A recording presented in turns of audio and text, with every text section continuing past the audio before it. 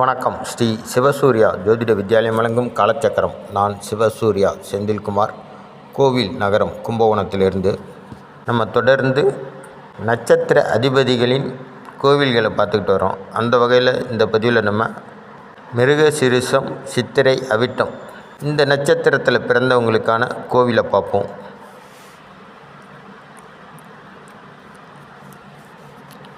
மிருகசீரிஷம், சித்திரை, அவிட்டம் இந்த 3 நட்சத்திரத்தின் அதிபதி செவ்வாய் பகவான் ஆவார். இந்த நட்சத்திரத்தில் பிறந்தவங்க பொதுவாகவே சுறுசுறுப்பானவர்கள், மிகவும் ஆரோக்கியமாக இருக்கக்கூடிய மனிதர்கள், முன்கோபியாக இருந்தாலுமே கூட புத்தி கூர்மையுடன் செயல்படுபவர்கள், பிறருக்கு உதவி செய்வதில் ஆர்வம் உள்ளவர்கள், பிறர் கஷ்டப்படுறதை பார்த்துட்டு போக மாட்டாங்க.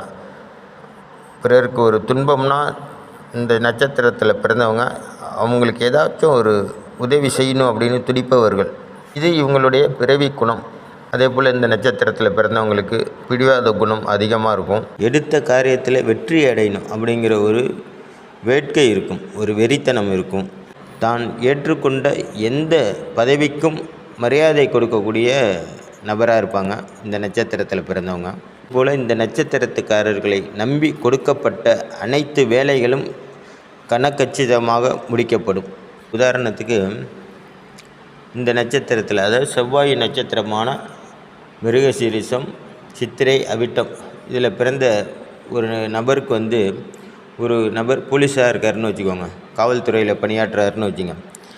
அவர்கிட்ட ஒரு திருடரை பிடிச்சே ஆகணும், ஒரு அக்யூஸ்டை பிடிச்சே ஆகணும் அப்படின்னா இந்த வேலையை அந்த போலீஸ்கிட்ட அவருடைய மேலதிகாரி ஒப்படைக்கும்போது கண்டிப்பாக கச்சிதமாக முடிச்சிடுவார்.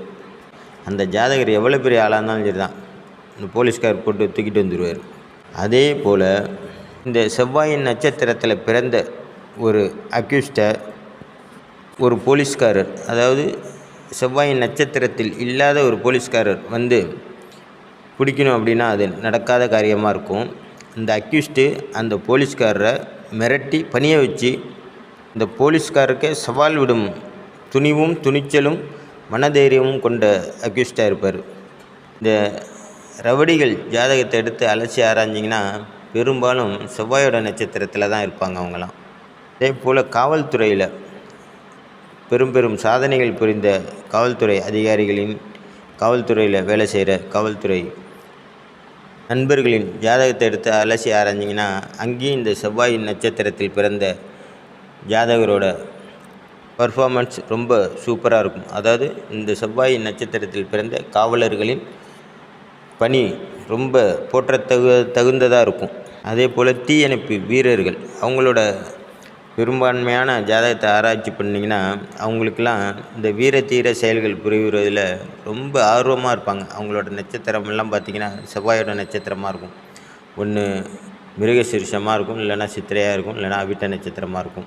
இவங்கெல்லாம் அவங்கவுங்க சார்ந்த தொழிலில் கோலச்சிடுவாங்க, அதாவது மற்றவங்களை தன்னுள் கட்டுப்படுத்திடுவாங்க.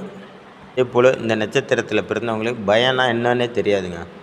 என்ன தான் இந்த நட்சத்திரத்தில் பிறந்த ஒரு ஜாதகரை கொலை மிரட்டல் எடுத்தால் கூட அவள் என்னமோ உங்களை பூச்சை பார்க்குற மாதிரி பார்த்துட்டு போயிட்டுருப்பான்.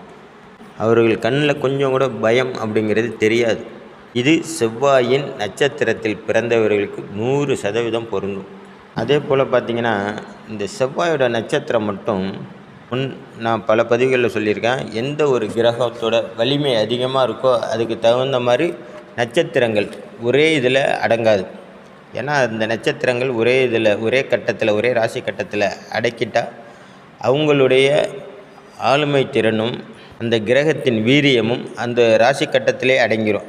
அதனால் அந்த கிரகத்துக்கு தகுந்த மாதிரி அதனுடைய நட்சத்திரங்கள் 2 ராசிகளில் பறந்து விரிந்து கிடக்கும். அந்த வகையில் முதல்ல பார்த்திங்கன்னா சூரிய பகவானோட நட்சத்திரம் ஒரு ராசியில் ஒரு நட்சத்திர பாதமும், இன்னொரு ராசியில் 3 நட்சத்திர பாதமும் இருக்கும். ஆனால் இங்கே பாருங்கள், செவ்வாயினுடைய நட்சத்திர பாதத்தை கணக்கெடுத்திங்கன்னா ஒரு ராசியில் 2 பாதம், இன்னொரு ராசியில் 2 பாதம். அப்போது இந்த மிருகசீரிஷம் 1-2 பாதங்கள் பார்த்திங்கன்னா ரிஷப ராசிலையும், 3-4 பாதங்கள் மிதுன ராசிலையும் இருக்கும். அதே போல் சித்திரை 1-2 பாதங்கள் கன்னி ராசிலையும், 3-4 பாதங்கள் துலா ராசிலையும் இருக்கும். அதே போல் பாருங்கள், அவிட்டம் 1ஆம் பாதம் 2ஆம் பாதம் தன்னோட உச்ச வீடான மகர ராசியில் இருக்கும். அதே போல் அவிட்டம் 3-4 பாதங்கள் கும்பராசி மண்டலத்தில் இருக்கும். அப்போது இவரோட நட்சத்திரத்தை நீங்கள் உற்று கவனிச்சிங்கன்னா ஆண் ராசியில் 2 நட்சத்திரம் பாதம் இருக்கும், பெண் ராசியில் 2 நட்சத்திர பாதம் இருக்கும். சூரியனுடைய நட்சத்திர பாதத்தை கணக்கெடுத்திங்கன்னா அவருடையது ஆண் ராசியில் 1 நட்சத்திர பாதமும் பெண் ராசியில் 3 நட்சத்திர பாதமும் இருக்கும். ஆனால் செவ்வாயினுடைய நட்சத்திர பாதத்தை கணக்கெடுத்திங்கன்னா முதல்ல பெண் ராசியில் 2 நட்சத்திர பாதமும் ஆண் ராசியில் 2 நட்சத்திர பாதமும் இருக்கும். பொதுவாக செவ்வாய் பகவான் கணவனை, பெண்கள் ஜாதகமாக இருந்தால் கணவனை குறிக்கக்கூடிய கிரகம். அதே போல் உடம்புக்கு ரொம்ப ரொம்ப முக்கியமான ஒரு விஷயத்துக்கு சொந்தக்காரர் செவ்வாய். அதாவது உடம்பில் ஓடும் இரத்தத்துக்கு சொந்தக்காரர் செவ்வாய். அப்போ அதனுடைய நிறம் சிகப்பு. செவ்வாயின் நிறமும் சிகப்பு. செவ்வாய் கோபக்காரர். அதே போல் உங்கள் உடம்பில் ஓடக்கூடிய இரத்தம் ரொம்ப வேகமாக ஓடிச்சுன்னா உங்களுக்கு கோபம் தானாக வந்துடும். உங்கள் ஜாதகத்தில் செவ்வாய் பகவான் லக்கணம் 2, 4, 7, 8, 12ஆம் இடங்களில் அமர்ந்திருந்தால் லக்கணத்துக்கு இது செவ்வாய் தோஷமாக கருதப்படும். மீதி இருக்கக்கூடிய கட்டத்தை பார்த்திங்கன்னா 3, 5, 6, 9, 10, 11ஆம் இடங்கள் செவ்வாய் பகவான் அமர சிறந்த இடங்கள். இப்போது 3ஆம் இடம் என்பது முயற்சி ஸ்தானம். 3க்குடைய கிரகம் செவ்வாய் பகவான். 6ஆம் இடம் என்பது ருண ரோக சத்துருஸ்தானம். எதிரிகளை வெல்லக்கூடிய ஒரு கிரகம்தான் செவ்வாய் பகவான். இந்த 6ஆம் இடம் எதிரிகளை உற்பத்தி பண்ணக்கூடிய இடம். அந்த இடத்துல 6ஆம் இடத்துல செவ்வாய் அமர்ந்தால் இந்த எதிரிகளை அடக்கி ஆளும் திறமை கொண்டவராக இருப்பார் ஜாதகர். 9ஆம் இடம் என்பது பாக்கியஸ்தானம். பாக்கியஸ்தானத்தில் செவ்வாய் அமரும்போது சமுதாயத்தில் ஒரு நல்ல மதிப்பும் மரியாதையும் உள்ள நபராக இருப்பார். அடுத்து 10ஆம் இடம். 10ஆம் இடம் என்பது கர்மஸ்தானம். கர்மம் என்றால் தொழிலை குறிக்கக்கூடிய இடம். உங்கள் தொழிலில் நீங்கள் கண்டிப்பாக வெற்றி அடைஞ்சிருவீங்க. அது எந்த மாதிரியான வெற்றி, எப்படியாப்பட்ட தொழில் அப்படிங்கிறத உங்கள் சுய ஜாதகத்தை பார்த்தா தான் தெளிவுபடுத்த முடியும். 11ஆம் இடம் என்பது லாபஸ்தானம்.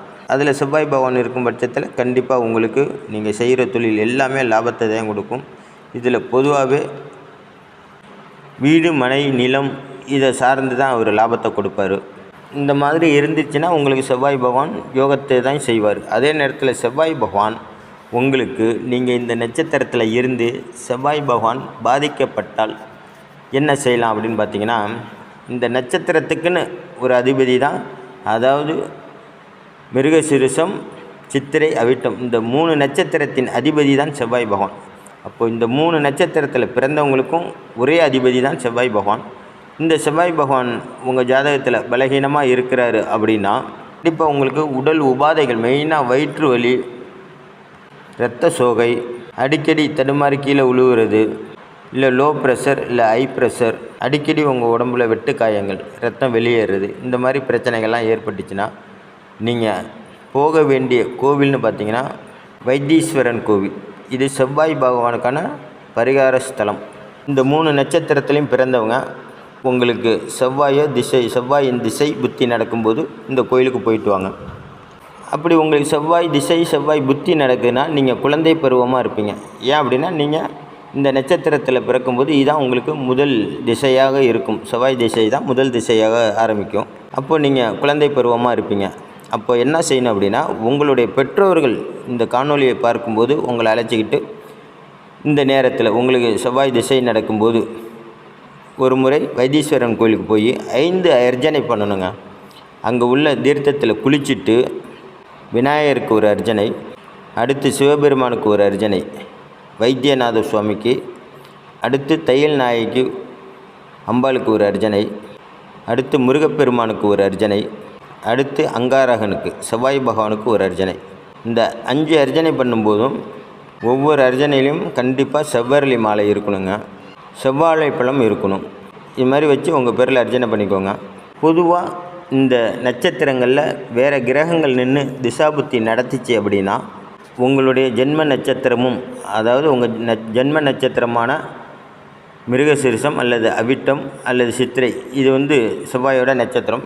இந்த நட்சத்திரம் உங்களுக்கு ஜென்ம நட்சத்திரமாக இருக்கும் பட்சத்தில் உங்கள் ஜென்ம நட்சத்திரமும் செவ்வாய்க்கிழமையும் இணைந்து வரும் நாளில் வைத்தீஸ்வரன் கோயிலுக்கு போய் இந்த அர்ச்சனை பண்ணிட்டு வாங்க. கண்டிப்பாக உங்களுடைய நட்சத்திர அதிபதியினால் ஏற்படும் தோஷங்கள் மட்டுப்படும், கட்டுப்படாது, மட்டுப்படும். கட்டுப்படும் என்பது முழுமையாக தீர்வது, மட்டுப்படும் என்பது ஒரு 90% குறைவது. அதாவது தலைக்கு வர்றது தலைப்பாக விட போகும் அப்படின்னு சொல்லுவாங்க பழமொழி. அந்த மாதிரி அமைப்பை சேர்ந்தது தான் இந்த பரிகாரம்.